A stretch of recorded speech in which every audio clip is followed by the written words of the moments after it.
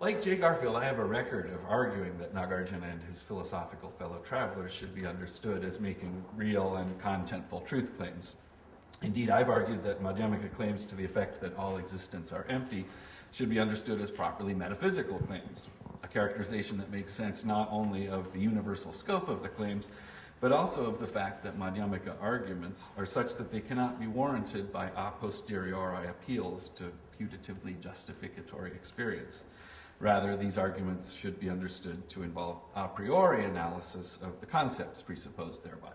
And in this regard, I think Richard Robinson was exactly right to have affirmed that, quote, Nagarjuna examines not facts of experience, but extensional relations between terms, between concepts, and properties ascribed to them by definition. It shouldn't be surprising, then, that I'm generally inclined to side with Jay in the exchange from which this symposium takes its bearings, and to urge that when Nagarjuna says things such as that he has no thesis, he should be understood as disavowing specifically that kind of thesis that's thought to require justification in terms of the supposedly privileged epistemic practices thematized in the discourse of Pramana-shastra. Madhyamakas like Nagarjuna and Dharmakirti eschew the peculiarly technical discourse of epistemology, then, not because they don't have real truth claims at stake, but precisely because the content of their characteristic claims requires a different kind of argument. For these thinkers, it's incoherent to demand that we justify our conventional practices by appeal to intrinsically privileged epistemic practices. It's incoherent to demand that we adduce something not itself conventional to explain our conventionally described experience. Just insofar as the whole point is that there is nothing more real than the conventional perspective in terms of which all philosophical questions must themselves be framed. I submit, though, that it nevertheless makes sense to say it's really true that this is the case. What I want to suggest today is a particular way to make sense of why it's as we should expect that Madhyamakas would, in this way, eschew prevailing epistemological norms, and why this isn't compatible with nevertheless holding that things really are as they say. And I think in this regard that there is indeed a Madhyamaka trick, and that many of the characteristic arguments of Nagarjuna make more sense when this is kept in view. So I want to give my account of what I take the trick to be. Interestingly, I can introduce my sense of the trick by noting one of the lines of argument that Jay presses, particularly against Sandy's hermeneutical presuppositions. And this is a line of argument that's already been noted. This is the argument that it's self-referentially incoherent to think we might jettison canons of reason and argument in any interpretation of Nagarjuna as doing the same, pressing the point that it's only by reasoning that Huntington can justify his own reading. Garfield concludes, rightly I would say, that a commitment to reason is a transcendent condition of interpretability. To be confident that one understands what Nagarjuna or anyone else says, in other words, just is to be able to give reasons for thinking it could make sense to believe it. And that's surely what Nagarjuna himself does in explaining, among other things, the sense it makes to think that dependently originated things are, ipso facto, empty of svabhava. The trick I want to highlight figures in a line of argument that's strikingly like the one that Garfield presses against Huntington here. And the significance of the trick becomes clear, I want to suggest, when we appreciate the difference it makes that it's reductionism, particularly about persons, that Nagarjuna is concerned to interrogate. With respect then, not to hermeneutics, but to the reductionist project of Abhidharma Buddhism, Nagarjuna's trick is to show that Abhidharmika re-descriptions of our experience turn out to be intelligible only as themselves dependent on the perspective from which explanations must be offered. So just as reason, as Jay said, is a condition of the possibility of understanding, so too the perspective from which we reason is a condition of the intelligibility even of reductionist accounts of reasoning persons. So I want to characterize a line of argument that I take to be framed against Abhidharma. I'm elaborating an understanding of Madhyamaka as having Abhidharma as its constitutive other, as only making sense relative to the Abhidharma unpacking of Buddhist commitments. So briefly, I take it that Nagarjuna's governing thought is that the cardinal Buddhist doctrine of dependent origination represents the most important of the Buddhist tradition's insights. That everything is dependently originated, on his view, is the most important thing the Buddha taught.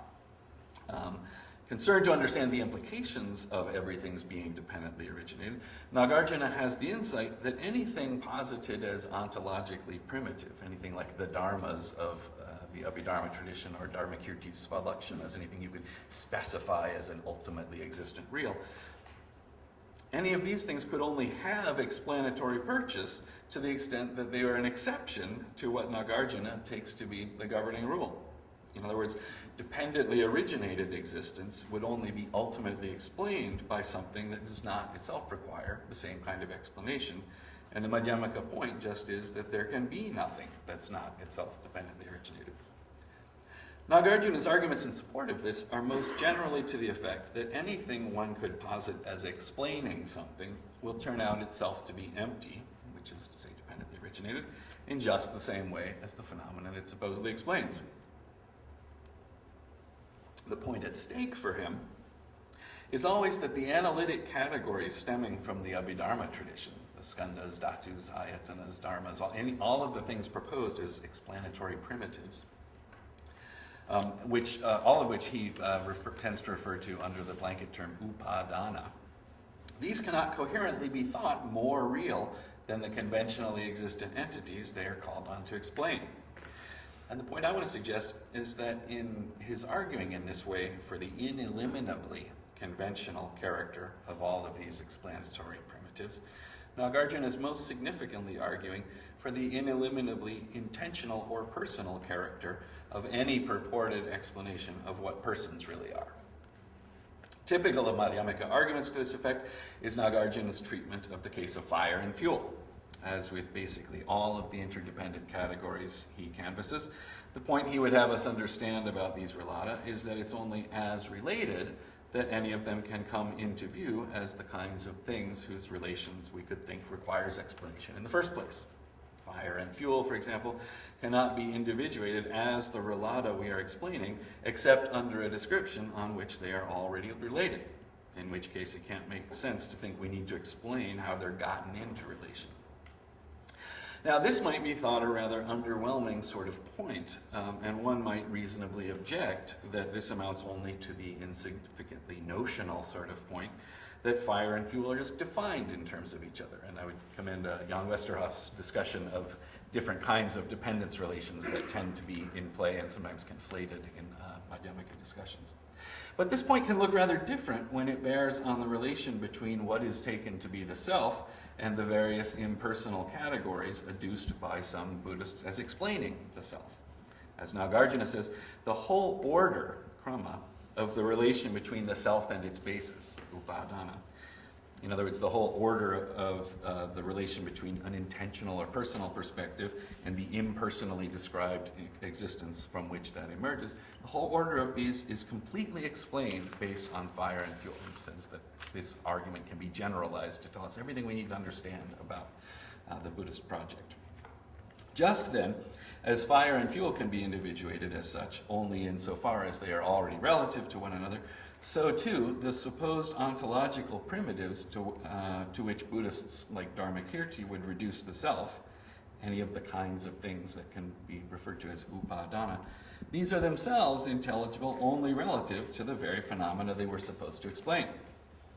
When Nagarjuna and Chandrakirti ring the changes then on the verbal root upada, characteristically emphasizing, for example, that any act of upadana, of taking up or appropriating, is intelligible only relative to some upadatar, some appropriator, and that all of the terms involved are therefore upadaya prajnapti. When they argue this way, I take it they mean to show that an intentional or personal characterization of any act that might be in view can't not finally be eliminated. So I take it that the salient point of reference to a taker or appropriator, upadatar, as one among the constituents of any act of appropriation or taking up, is that this is something like the perspective we adopt on whatever act of appropriating we are talking about. the perspective from which it makes sense to say it is, for example, just this act of burning wood whose realization is in view. Fire is the appropriator of fuel, then, in the sense that fuel only comes into view, is only made known, prajnapyate, from a perspective for which fire is also already in view. I'm suggesting that the point in imagining the emergence of selves on the model of this model of acts of appropriating is finally to emphasize that an intentional or personal level of description is always already in play, is already happening in the very attempt to explain what intentionality really consists in. Nagarjuna can be understood to make just this point near the end of the Mula Madhyamaka Karaka. This is at 27.8, where, again invoking talk of appropriation or upadana, he says, thus, the self is not other than its appropriated basis, upadana, nor is it itself the basis, nor does it exist without basis, nor, however, is there any certainty that it doesn't exist. None of the first three alternatives is tenable for the same kinds of reasons in play in the fire and fuel discussion. Insofar, that is, as the categories in play can come into view in the first place only as related, questions about how they are related are already on the wrong track. Nagarjuna strikingly concludes by emphasizing, though, that the right conclusion is not that the self therefore does not exist at all, insofar rather as it's only with reference to the perspectives that are selves that we could individuate anything as the parts thereof. Reference to selves is unavoidable if we would make sense even of the Abhidharmaka's impersonal terms of analysis. Nothing then could be adduced as impersonally, nothing that could be adduced as impersonally explaining persons could be thought more real than persons, since it is only relative to persons that anything could so much be individuated as explaining them. As Chandrakirti says in commenting on this verse, as he asks, how, when there is a basis, does it make sense to say there is no appropriator? How when there's an upadana, an impersonal substrate, can we avoid saying there's also an upadana? In understanding this angle of critique on the reductionist versions of the Buddhist project, it makes a difference that it's particularly selves or persons that are the target of the Abhidharma reductionism that Nagarjuna addresses. So, while there are surely cases where we can say what some conventionally described phenomenon really is, surely there's no problem in saying that sunrise and sunset are really phenomena having to do with the rotation of the earth. The situation is essentially different when the explanandum is something like intentionality. In the case where what we want to understand is precisely what it is to understand something, it cannot coherently be held that the explanation might do without the very perspective from which that idea makes sense. The perspective from which we reason is not the kind of thing of which we could coherently say that it is really something else. We can bring this out by imagining a Madhyamaka response to an interesting and little noted concession by Dharmakirti. While Nagarjuna launches his central text particularly with a critique of the categories that figure in causal explanation, Dharmakirti famously affirmed that causal efficacy is in fact the criterion of the real. Immediately after affirming this, though, Dharmakirti entertains what might be characterized as Humean worries about his own appeal to causality. He anticipates the objection that what are typically characterized as causal relations really amount to nothing more than observed regularities. As the commentator Mano Ratanandan says in expressing the objection, sounding very much like Hume, the relation of effect to cause is established only customarily, vyavahara matrata, not ultimately. To that extent, Dharmakirti's own account of the privileged status of perception turns out, it seems, to depend upon precisely such epistemically deficient procedures as perception is supposedly privileged to lack. Strikingly, Dharmakirti responds to this objection by conceding the point. Fine, he says, let it be that way. Dharmakirti allows, in effect, that we cannot have any epistemic access to the very fact of causation apart from the same cognitive tools available to us in articulating any account thereof, even though those are eminently conceptual tools, whereas conceptual elaboration is just what perception was supposed to lack. this is effectively to allow that anything we could be said to know about the ultimately existent character of perceptibles, simply insofar as it's an instance of knowing, cannot itself be ultimately true on Dharmakirti's understanding. As is clear from their engagements with epistemology in the Vigraha Vyavartani and in Chapter 1 of the Prasannapada, Nagarjuna and Chandrakirti would argue that Dharmakirti cannot coherently say this. That saying as much, that allowing that causal explanations are merely conventional, would commit him to saying as well all the other kinds of things that are conventionally said about causal relations, such as that they obtain not among fleeting atomic particulars, but among medium-sized dry goods under conventional descriptions. The more fundamental problem that Madhyamaka can be said to identify, though, is that it's incoherent for Dharmakirti to maintain that his reductionist redescription of experience is ultimately true, while yet allowing that the entertaining of that claim as something intelligible only at an intentional level of description must itself be conventionally real. How, then, can we make sense of any claim to the effect that ultimately an intentional level of description is unreal when it is only at such a level of description that the claim itself is intelligible? One way out might be to say that the problem here is just epistemically significant, that the apparent incoherence reveals something just about us, and can be explained, therefore, with reference to facts about creatures like us, such as that we're epistemically finite. The problem with this, though, is that if the claim at stake is that ultimately there are no creatures like us, it would seem that the intelligibility of this claim cannot be thought to depend on reference to just such creatures. Entertaining the question of whether, for these kinds of reasons, Dharmakirti's own reductionist claims are finally expressible, Mark Sideritz has recently allowed that this problem is widely taken to constitute an insuperable difficulty for reductionism about persons. And what I'm suggesting that this is just what Nagarjuna is finally most concerned to show.